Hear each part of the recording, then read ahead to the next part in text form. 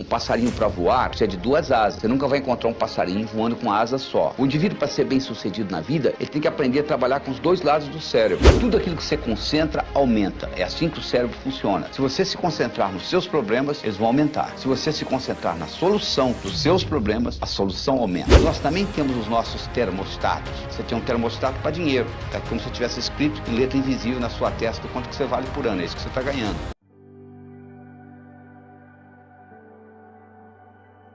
Do mesmo modo que você aprende física, você aprende química, você pode aprender a ser bem-sucedido. Para que qualquer coisa ocorra no seu universo físico, são necessários 3 componentes. São necessários querer, o saber e a oportunidade. Imagine que você queira atravessar um cabo de aço de um prédio para outro. Você queira, você sabe atravessar, mas não existe cabo de aço, você não vai conseguir. Vamos supor que você queira, existe o cabo de aço, mas você não sabe, é impossível, não é verdade? Se você sabe, se você tem o cabo de aço, mas hoje você não está afim, você também não vai atravessar. Então o que nós vamos mostrar aqui no Sucesso é como que nós criamos esse contexto onde esses 3 componentes se manifestam: o querer, o saber e a oportunidade. Se você continuar fazendo o que você sempre fez, você vai continuar obtendo o que você sempre obteve. Não é só assistir o vídeo, você vai ter que fazer alguma coisa diferente. Porque se fosse só assistir o vídeo ou só ler, você poderia ler a Bíblia e ir para o céu.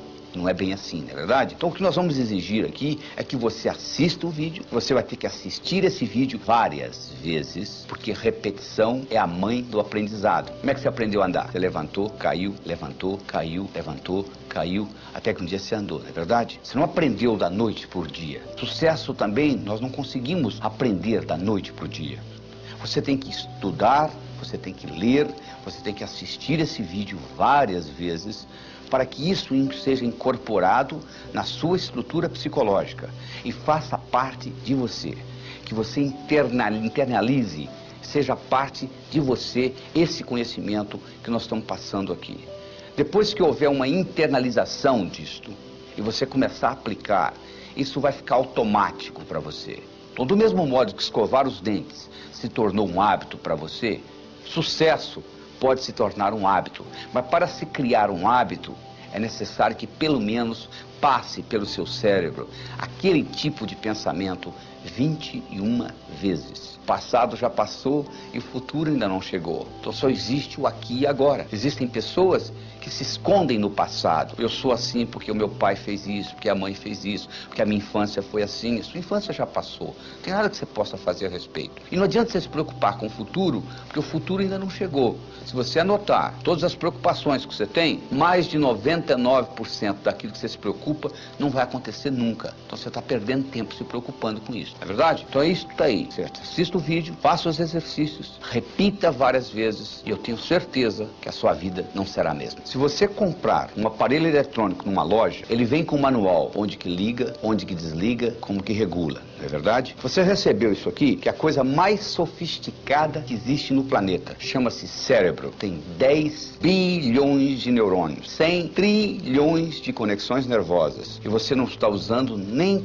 3% da capacidade que você tem aí. Já imaginou o potencial que está armazenado? Sócrates dizia que o homem preguiçoso é aquele que poderia ser melhor empregado. E de acordo com a definição de Sócrates, todos nós somos preguiçosos, porque nós poderíamos estar utilizando o nosso cérebro de uma forma totalmente diferente. George Bernard Shaw dizia o seguinte: eu penso uma vez por semana e sou famoso. Já imaginou se eu pensasse todo dia? O que ele queria dizer com isso? Ele queria dizer com isso que a maioria não usa o cérebro para pensar. Usa o cérebro para ter pensamentos. É totalmente diferente. Se eu lhe pergunto se há 5 dias atrás foi um dia antes de quarta, que dia que será depois de amanhã? Para você responder essa pergunta, você tem que pensar. Mas o que você faz 99% do tempo é ter pensamentos. Então a primeira coisa que você tem que entender é a diferença entre pensar e ter pensamentos. Para você entender isso melhor, eu vou lhe dar a anatomofisiologia do cérebro. Ele tem 2 hemisférios, o esquerdo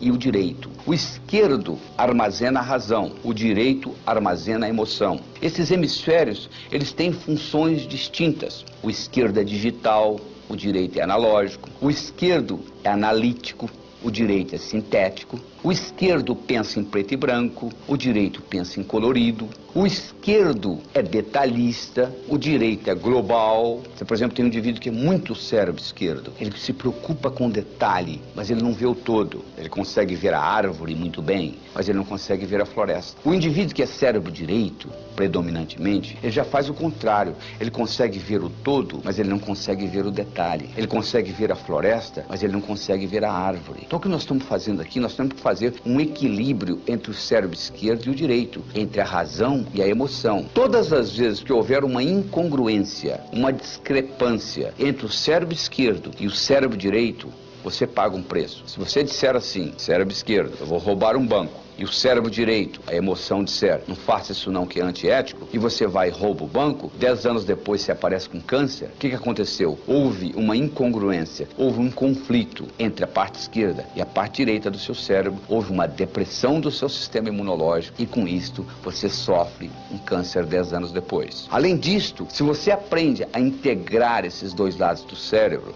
é como um passarinho. Um passarinho para voar precisa de 2 asas. Você nunca vai encontrar um passarinho voando com uma asa só. O indivíduo, para ser bem sucedido na vida, ele tem que aprender a trabalhar com os dois lados do cérebro. Se ele é só cérebro esquerdo, é aquele indivíduo que você conhece, que é inteligente, sabe cálculo, sabe matemática, trabalha numa lojinha no centro da cidade, é o caixa lá, e lá vai ficar a vida inteira. Por outro lado, o indivíduo que só trabalha com o cérebro direito é aquele indivíduo muito criativo, com grande imaginação, que não implementa nada que ele imaginou. Van Gogh pintou 1.600 quadros, vendeu um, viveu e morreu na miséria. Na verdade, ele tinha um cérebro direito muito evoluído, mas ele não tinha o discernimento necessário para vender os quadros e ter uma boa vida. Do mesmo modo, para nós podermos assimilar o conhecimento, se nós assimilamos com os dois lados do cérebro, faz uma diferença muito grande. Tudo aquilo que você aprendeu só com um lado do cérebro, você esquece. Se você fizesse aquela prova que você fez para passar no vestibular, ou para entrar no colegial, ou aquela prova de ginásio que você tirou 10, se você fizesse aquela prova novamente hoje, você não tiraria a mesma nota, não é verdade? Mas se você sabe nadar, tem 10 anos que você não nada, se você entrar na piscina, você nada. Se você sabe andar de bicicleta e tem 10 anos que você não anda de bicicleta, se você montar numa, você anda, não é verdade? Por quê?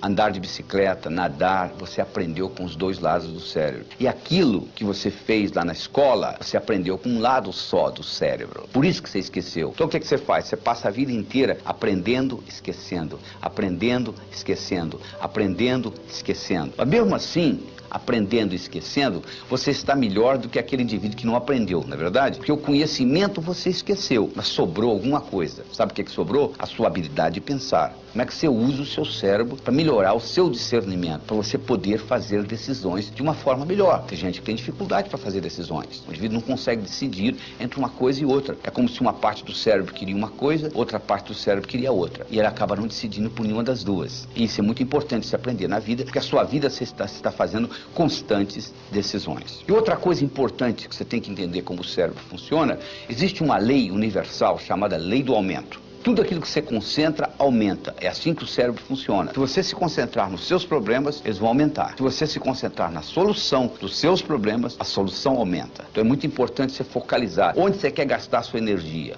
Henry Ford dizia, se você pensa que você pode, ou se você pensa que você não pode, de qualquer jeito você está certo. Porque uma vez que você está trabalhando com as suas crenças, você está sempre certo. Você já notou que você está sempre certo? Sempre você certo? A outra pessoa que não consegue entender? Porque você está partindo de um princípio que está codificado no cérebro. À medida que você começa a mudar essas percepções, você vai entender que percepção é realidade e tudo mais é ilusão. Força de vontade é aquilo que você faz no dia 31 de dezembro, falar no próximo ano eu vou fazer isso, eu vou fazer isso, eu vou fazer isso. Quanto tempo isso dura? Quase nada, não é verdade? Agora, se você está automotivado, a história é totalmente diferente. Você vai fazer acontecer. É isso que nós vamos provocar aqui. Nós vamos provocar uma automotivação para o sucesso. Existiu nos Estados Unidos um indivíduo chamado Andrew Carnegie. O Andrew Carnegie era na época dele o que o Bill Gates é hoje. O que o Bill Gates é para a era da informação, Andrew Carnegie foi para a era da industrial. O Andrew Carnegie era tão rico que ele deixou o dinheiro para construir o Carnegie Hall em Nova York. Ele deixou o dinheiro para construir a Carnegie Mellon University nos Estados Unidos. E o senhor Andrew Carnegie, um dia, num momento de reflexão, ele teve um insight. Ele disse, eu vou deixar muito dinheiro para o mundo, como de fato ele deixou. Mas eu gostaria de deixar para o mundo mais mais do que dinheiro. Eu gostaria de deixar essa habilidade que eu tenho, que tudo que eu coloco a mão vira ouro. Então ele resolveu criar a chamada ciência do sucesso, o que faz um indivíduo bem-sucedido. Como ele era um indivíduo muito ocupado e não tinha tempo para fazê-lo, ele contratou alguém que o fizesse. Ele saiu procurando alguém. Uma noite, numa festa, ele conheceu um jovem de 19 anos de idade, de nome Napoleon Hill. Ele ficou impressionado com a inteligência desse jovem e ele propôs para esse jovem trabalhar durante 25 anos desenvolvendo a ciência do sucesso. E durante 25 anos, Napoleon Hill teve a oportunidade de entrevistar 16 mil pessoas. Das 16 mil pessoas que ele entrevistou, 1.000 eram milionários. Dos 1.000 milionários, ele selecionou 500, que além de terem dinheiro, tinham saúde, boa vida familiar, paz de espírito, etc.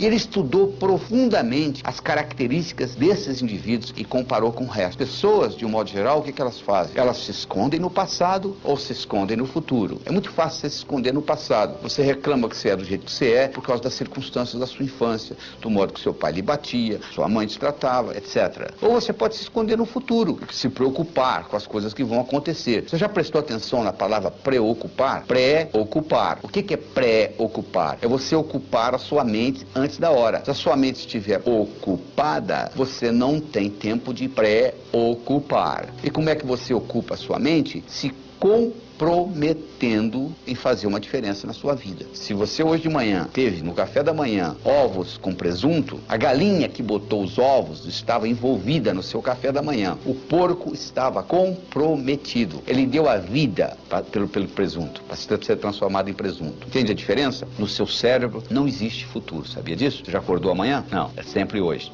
Exatamente isso. Se você não gosta de você, o mundo não vai gostar de você. O seu desempenho, tanto pessoal quanto profissional, nunca será maior do que a sua autoimagem. Como melhorar a sua autoimagem? Como melhorar a sua autoestima? Até a idade, 8 anos, você recebeu aproximadamente 100 mil não. Não faça isso, não faça aquilo, não faça aquilo. Crianças com 4 anos de idade, microgravadores colocados na orelha para escutar, gravar o que elas escutam em 24 horas, para cada elogio, elas receberam 9 repreensões. Então o que acontece? A sua autoestima, que nasceu direitinho, ela começa a ser lesada. Você tem que continuar vivendo. Então, como mecanismo de compensação, você faz compensações e que leva a deformações. Conclusão, você passa a ter 2 personalidades. Uma que você apresenta para os outros e a outra que é a sua lá, que você não quer mostrar para ninguém. Você gasta uma energia vital enorme tentando separar uma da outra. E isso tudo é codificado linguisticamente. E existe uma conversa dentro da sua cabeça o tempo todo, chamado self-talk, que determina isso. E eu vou lhe provar isso agora. Imagine a seguinte situação. Imagine que eu colocasse aí onde você está assistindo esse vídeo, uma tábua de 40 centímetros de largura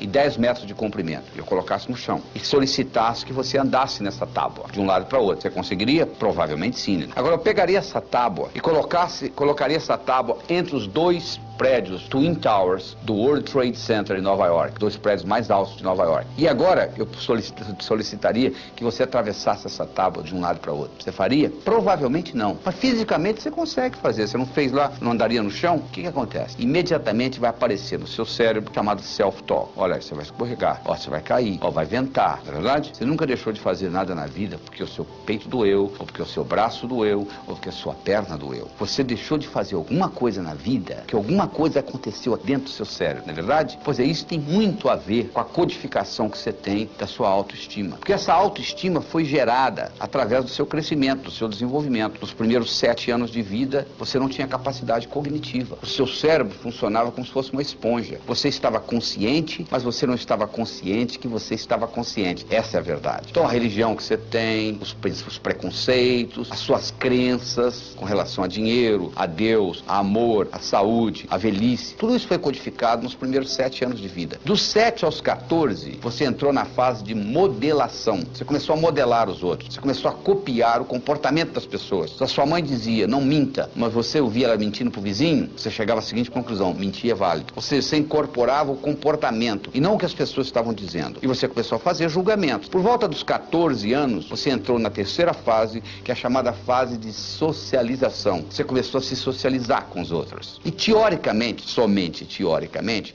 você completou isso por volta dos 21 anos. Eu digo teoricamente porque eu encontro pessoas com 50 anos de idade que ainda não saíram de casa emocionalmente. O pai já morreu, a mãe mora a 2.000 quilômetros de distância, mas a pessoa ainda não saiu de casa emocionalmente. Então nós temos que voltar lá e reestruturar essa criança, que nunca tem mais do que 7 anos de idade. Como que isso foi estruturado neurofisiologicamente? Do seguinte modo, na base do seu cérebro, você tem uma estrutura chamada substância reticular ativadora ascendente, que é abastecida pelo saldo exergônico do bioquimismo celular. Estou falando difícil. O que é isso? Significa que se eu levanto a mão, eu libero mais energia do que é necessária para levantar a mão. Parte dessa energia vai pelo sistema nervoso e ativa essa substância que ativa o cérebro. Então o seu cérebro se mantém acordado graças à substância reticular ativadora ascendente. A segunda função da substância reticular ativadora ascendente é funcionar como se fosse uma secretária executiva do seu cérebro. O seu cérebro não pode prestar atenção em mais do que 5 a 9 coisas de cada vez. Você não estava prestando atenção no dedão do seu pé direito,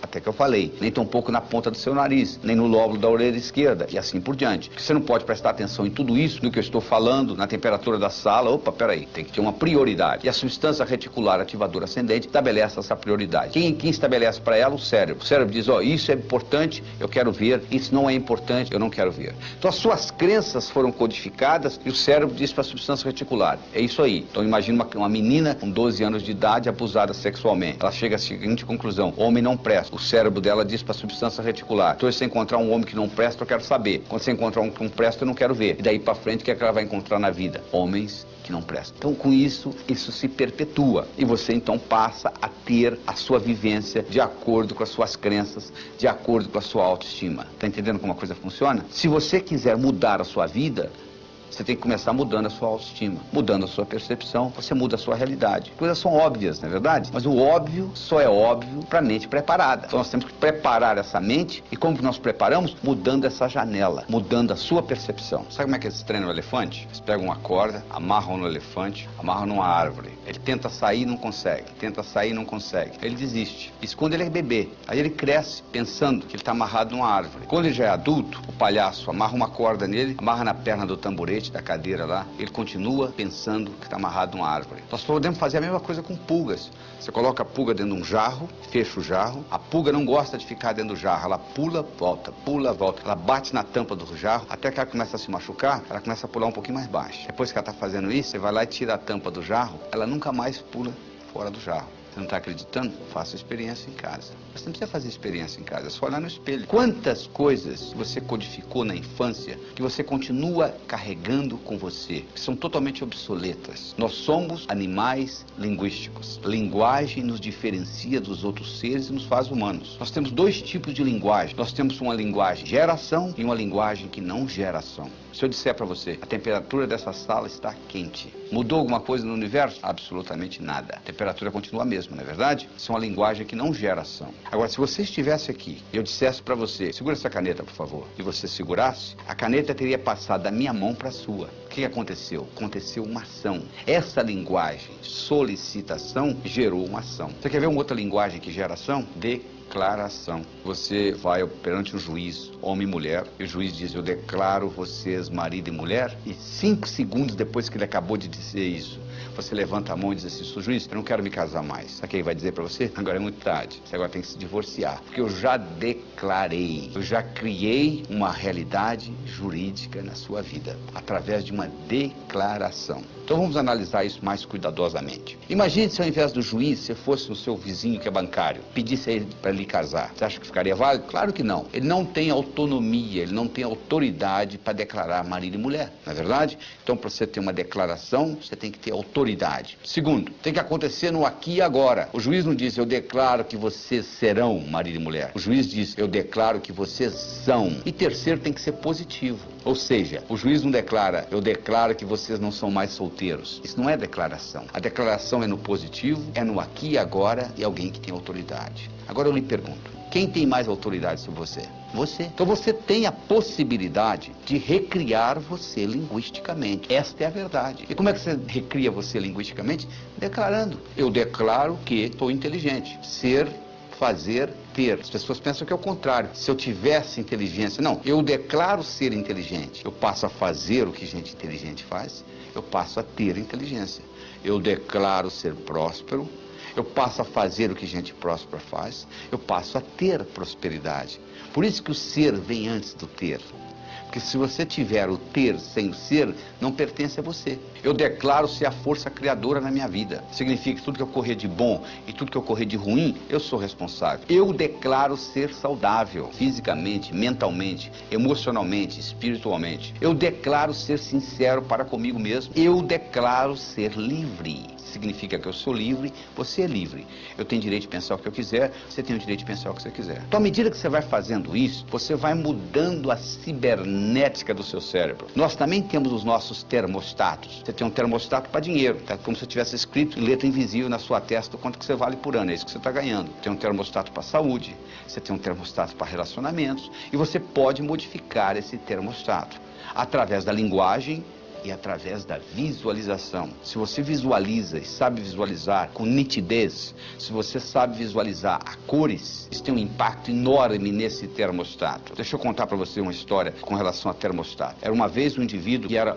o melhor corretor de imóveis que você poderia encontrar. Ele só ganhava $30 mil por ano. Nos Estados Unidos isso não é muita coisa. Um dia ele foi hipnotizado. Durante a sessão hipnótica descobriu-se que quando ele tinha 7 anos de idade o pai dele tinha morrido e a companhia para a qual o pai trabalhava tinha dado uma cerimônia e tinha convidado dele e a mãe, tinha havido um discurso quanto o pai dele tinha sido honesto, trabalhador, dedicado, etc, etc, etc, e foi dado à mãe um envelope que era o seguro de vida do pai, que ela abriu o envelope, tirou o cheque, $30 mil, e ele com 7 anos de idade olhou e concluiu: um indivíduo honesto, trabalhador, dedicado, vale $30 mil por ano, ele concluiu. Trazido de volta da sessão hipnótica e trabalhado com essa tecnologia que eu estou trabalhando com você aqui agora nesse vídeo, esse indivíduo na semana seguinte dobrou o que ele ganhava, na semana seguinte ele triplicou, na semana seguinte ele quadruplicou. Um ano depois, ele ganhava $1 milhão por ano, fazendo o que ele sempre soube fazer, levantando a mesma hora que ele sempre levantou, indo dormir a mesma hora que ele sempre foi dormir. Sabe o que mudou? O termostato dele. Essa que é a diferença que faz a diferença. É essa mudança de termostato. Isso é que é importante, essa mudança. William James, que é considerado o pai da psicologia moderna, ele foi um filósofo, um psicólogo, professor da Universidade de Harvard. Ele tem uma frase famosa que é a seguinte: o passarinho não canta porque está feliz, ele está feliz porque canta. Porque uma vez foi perguntado ao Dr. James: Dr. James, na sua opinião, qual foi a descoberta mais importante no campo do desenvolvimento humano nos últimos 100 anos? Ele disse: na minha opinião, foi que antes pensava-se que para você fazer, você tinha que sentir primeiro. Agora nós sabemos que o contrário também é verdadeiro. Você começa a agir e o sentimento aparece. Então não fique esperando que o sentimento apareça para você começar a executar. Comece a executar, que o seu termostato vai mudar. Você começa a modificar isso e o termostato modifica. E é com isso você recria o seu passado. Imagina a seguinte situação: você pega um cigarro, você leva ele aí fora, coloca ele contra a luz solar. Você acende o cigarro? Claro que não. Mas se você colocar uma lente convergente, colocar o cigarro no foco da lente convergente, você acende o cigarro, não é verdade? Por que você acende? Porque agora você concentrou a energia solar que passou pela lente num ponto único. Essa concentração faz acender o cigarro. É tão óbvio, não é? A mesma coisa ocorre conosco. Se você pegar a sua energia vital e espalhar ela entre o passado e o futuro, não sobra energia para o aqui e agora. Se por outro lado você for capaz de concentrar isso tudo no aqui e agora, sem resquícios de passado ou de futuro, você vai poder fazer coisas que parecem milagrosas, porque você está utilizando energia no momento presente, no aqui e agora. Mas o que acontece de um modo geral? Você às vezes quer utilizar, mas dentro de você existem crenças que vão contra. Então tem-se o que na psicologia se chama de dissonância cognitiva. Dissonância cognitiva é quando você faz uma coisa e lá no fundo você não gostaria de fazer, então faz. Então, por exemplo, você gosta de dizer sim para os seus amigos, né? Se um amigo lhe pede um favor, e você pode fazer o favor, na hora que você fala não, faz. Há uma dissonância cognitiva. Quando um inimigo lhe pede um favor, você fala não sorrindo, não é verdade? Você não tem esse problema. Então, de onde que vem essa dissonância cognitiva? Essa dissonância cognitiva vem de resquícios do passado ou do futuro, que você criou na sua mente e você carrega com você. Eu vou dar um exemplo muito simples. Imagine você com 7 anos de idade. Você não tem nem capacidade cognitiva direito ainda. Você sabe que você vai num lugar importante porque eles colocaram a melhor roupa que você tem. Eles te levam num lugar onde tem alguém pregando. Ele está dizendo lá o seguinte: é mais fácil um camelo passar pelo fundo de uma agulha do que um homem rico entrar no céu. Você sai de lá, seu pai lhe leva no zoológico. Tem aquele animal enorme, você perguntou, pai, que animal é aquele? Aquilo ali, meu filho, minha filha, aquilo ali é um camelo. Você chega em casa, você pega a agulha de costura da sua mãe e você lembra do que foi dito. É mais fácil um camelo passar pelo fundo de uma agulha do que um homem rico entrar no céu. E você com 7 anos de idade, você declara, eu quero ser pobre, que eu quero entrar no céu. Só que eles esqueceram de falar para você que aquele fundo de agulha que eles estavam se referindo não é o fundo de agulha de costura da sua mãe. É uma portinhola que existia nas muralhas de Jerusalém, tinha os portões, e dentro dos portões tinha umas portinholas chamadas fundo de agulha, que foi feita para camelo passar. Quando um camelo chegava depois das 6 horas da tarde, eles não abriam os portões, eles abriam o fundo de agulha. Só que tem um problema. Para o camelo passar pelo fundo de agulha, ele tem que primeiro passar de joelho, o que não é muito difícil para camelo.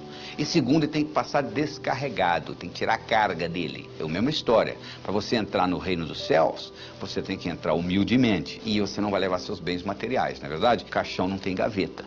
Mas entre isso e você não entrar no céu é bem diferente. Mas se você criou esta crença, e agora você está no aqui e agora, trazendo essa crença com você, quando você começa a ganhar dinheiro, começa a ver o que eu chamei de dissonância cognitiva, porque você tem agora 2 crenças, uma que você quer ganhar dinheiro e outra que gente rica não entra no céu. Então aquilo entra, uma começa a fazer sabotagem da outra, e você então começa a fazer o que nós chamamos de racionalização. Você começa a criar racionalizações. Ah, dinheiro não é importante. Quem fala que dinheiro não é importante vive uma outra realidade, porque você vai na cadeia, 99% das pessoas estão lá por causa de quê? Problema de dinheiro. Por que as pessoas se divorciam? Mais de 85% é por causa de briga de como gastar o dinheiro que eles ganham. Então você vai falar que dinheiro não é importante? Enquanto você estiver se preocupando em pagar suas contas do fim do mês, quer você queira, quer você não queira, dinheiro é importante para você.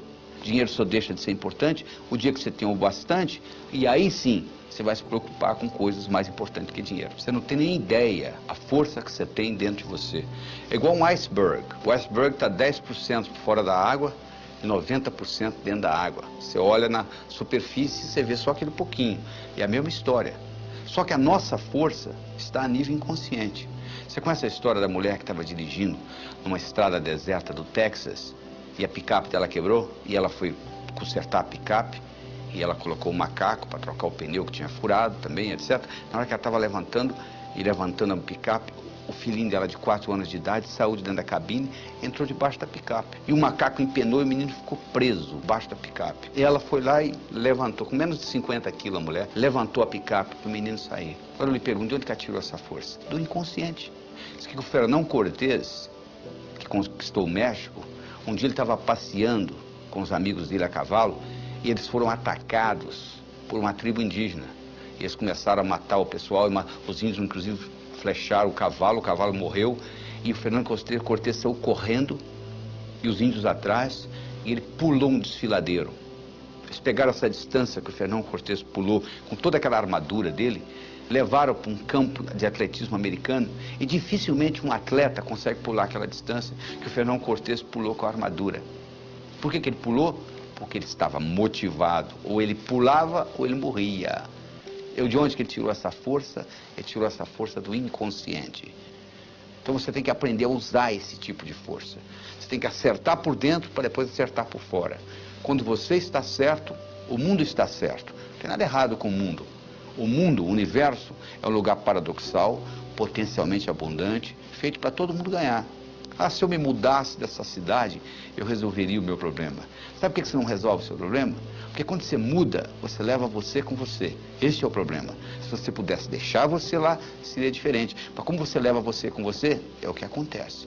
Então o que você tem que fazer na realidade não é o que São Tomé dizia. São Tomé dizia o seguinte: eu tenho que ver para crer.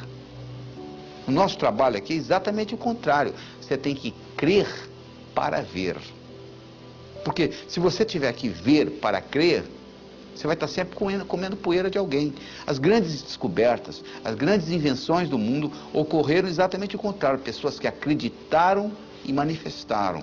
Então você tem que mudar esse paradigma, você tem que fazer uma mudança no seu pensamento, você tem que passar a acreditar, porque você só vai ver aquilo que você acredita. Então, para você mudar isso e passar a acreditar em coisas que você não acreditava antes, você tem que mudar o seu modo de pensar. Você tem que começar a excluir coisas da sua vida e você tem que começar a incluir novas coisas. Porque se você não excluir, não tem lugar para incluir com essa história do... Então, o indivíduo às vezes anda com a mente transbordando de conhecimentos inúteis, que você deve excluir. Você tem que mudar as crenças. Você tem que incorporar coisas novas. Você tem que concentrar nas suas qualidades e não nos seus pontos fracos. Então, para você começar a mudar esse processo, para você entrar em contato com essa força dentro de você, você tem que começar a descobrir quais são os seus talentos, quais são as suas qualidades, quais são as 5 principais qualidades que você tem. Você já escreveu alguma vez? Porque é importante não é só você pensar, não. Descobriu-se recentemente o que os antigos já sabiam, que se você escrever, codifica de uma forma muito mais forte no seu cérebro.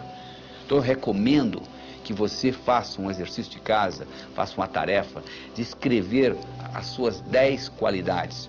Você pode escrever qualidades que você já tem e gostaria de aumentar, ou qualidades que você não tem e gostaria de incorporar. Porque à medida que você faz isso, à medida que você entra em contato com essas suas qualidades, o que vai acontecer é que você vai conhecer cada vez mais essa força que existe dentro de você. E o segredo não é você se comparar com os outros, é você se comparar com você mesmo e acompanhar a sua evolução. Porque se você começa a se comparar com os outros, sempre vai ter alguém mais bonito que você, sempre vai ter alguém mais forte que você, sempre vai ter alguém mais jovem do que você, sempre vai ter alguém mais rico do que você. Então você vai estar sempre frustrado. Agora, se você compara com você mesmo e acompanha a sua evolução, isso serve de estímulo para você continuar evoluindo. Então, além das suas qualidades, eu gostaria de saber dos seus hábitos, quais que você quer excluir, quais que você quer manter e quais novos hábitos que você quer incluir na sua vida, na sua tarefa diária. E lembre-se, algo para se tornar hábito tem que ser feito, pensado, manuseado pelo menos 21 vezes. Então você, para criar um hábito, você tem que pôr energia nisso. E depois desse hábito criado, por exemplo, se você criar o hábito crer para ver, ou seja, eu acredito para manifestar, teste isso na sua vida. Crie alguma coisa e procure manifestá-la. Tudo no universo físico é criado 2 vezes. Primeiro você cria, depois você manifesta. Você entendendo esse processo é fundamental. E lembre-se da história do executivo. Se você está certo, o mundo está certo.